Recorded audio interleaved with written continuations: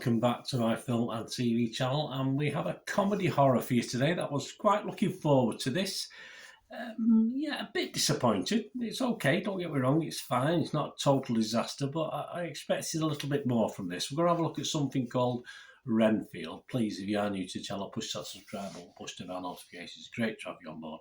Everything film and TV, of course, including reviews like this, information blogs, lots of different things. So if you can join us, spread the word, that'd be great. I'm on the way to 3,100 subscribers now with this and my football channel. So if you can help me out towards, that target and onwards, it'd be great. Thanks very much, and I'd be very appreciative. And if you can give us a little thumbs up, trying to get between 10 and 15 likes, not a massive total, but if you can get me to that target, I would be very grateful. Yes, looking at RENFIELD, a 15 certificate, 93 minutes. It did feel a little bit longer to me. I was a bit tired when I watched it, I must admit, but I actually I got through it okay. I just felt it just felt long. It felt a lot longer than an hour and a half, which isn't great, is it? That's not a good sign.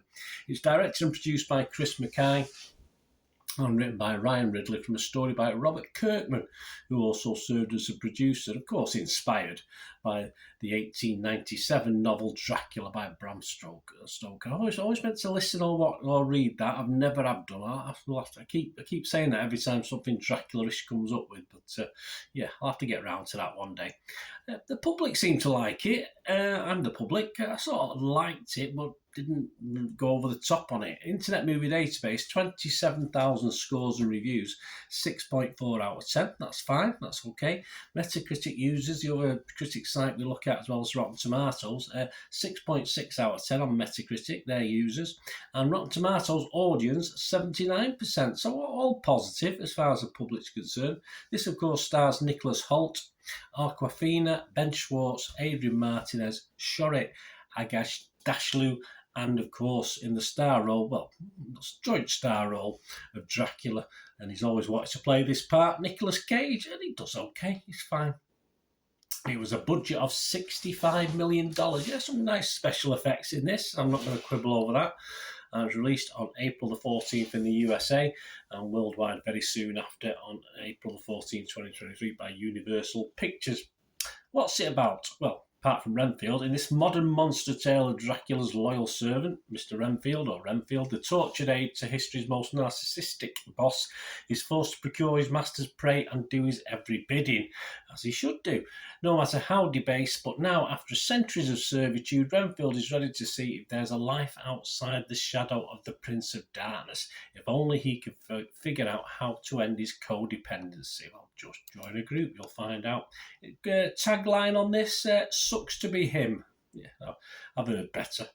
Right, the public like it. What about the critics? They're not as convinced. I'm more criticky on this than why not criticky on this than I am publicy. Rotten Tomatoes, 57% of their 259 critics are positive, just 57%, an average rating of just 5.8 out of 10. 148 fresh, but a big chunk of rotten, 111. Clarice Luffrey, the wonderful name Clarice from The Independent here in the UK, she was fresh on it. She said, Cage was born to play a vampire. He was. RENFIELD then feels like the long-withheld fulfillment of a promise. The actor finally gets to play the biggest vampire of them all, Dracula. His performance is faultless. If only RENFIELD had featured him more. Well, it's called RENFIELD. I think the clue's in the name. Karen James from the BBC, though she didn't like it, BBC.com, she was a bit rotten. She said, if you watched the film's enticing trailer, I haven't, you've already heard of almost all the best lines and seen a taught-up, more engaging version of RENFIELD than the sloppy mess it turns out to be. She didn't like it, did she? The website's consensus, although it fails to take full advantage of its committed stars and killer premise, RENFIELD's batty horror comedy blend sinks in just enough to leave an impression. It does, not a very deep one though.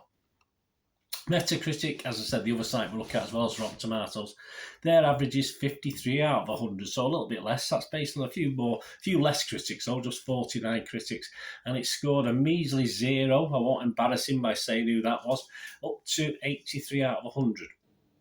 But 16 positive, 30 mixed, and just 3 negative, so it wasn't too bad. And total films, Jamie Graham gave it 80, he liked it. He said, while it hardly stays with you like The Invisible Man, Renfield is a fun Friday night at the movies. I'm not too sure what the connection with the Invisible Man is, apart from classic novels. I'm not too sure. Movie Nation's Roger Moore, he was sort of okay on it. He's give it 63, that's okay. He said splattered geezers of blood, ripped off limbs onto, and the like aside, this is a slight comedy. And McKay has a sense to get in, get gory, get his close-ups and get out of there before 93 minutes have passed. That makes for a vampire comedy everybody can sink their teeth into. Okay, yeah, I understand where he's going with that. But the Observer's Jan Brooks only gave it 40 and said, your standard vampire film would have put Cage centre stage. Well, it's called Renfield. Get it? Can we understand? It's about Renfield. God help it. Renfield, God help it, elects to bury the lead and drive a stake through his heart. No, not quite. A bit harsh. Right, on to Bernard's views. My little thoughts, guys. Rotten Tomatoes. You've got to be fresh or rotten. There's no in between, is there? I would have to be fresh. I would have to be fresh on Rotten Tomatoes. But Metacritic, where you can have positive, mixed and negative, I will be mixed on this. But yes, Internet Movie Database. I'm going to be cheerful if I don't give at least a 6 out of 10, because although so much potential for this, sadly it wasn't fulfilled. But there were bits in it that I liked. I did like the special effects. I did like the leading duo. I mean, I enjoyed the first 20 minutes. I thought was really good. It sort of set itself up. It got you ready for a cracker, an hour and a half of entertainment, of fun entertainment, a bit dark comedy, but it just didn't quite go on from there. Hoult and Cage, as I said, the leads worked really well, I thought, but when other people were on the screen, it didn't have that sort of connection. None of the other actors and characters in it sort of added to what we get. So when these two weren't centre stage, for me it was a little bit or a lot poorer to watch.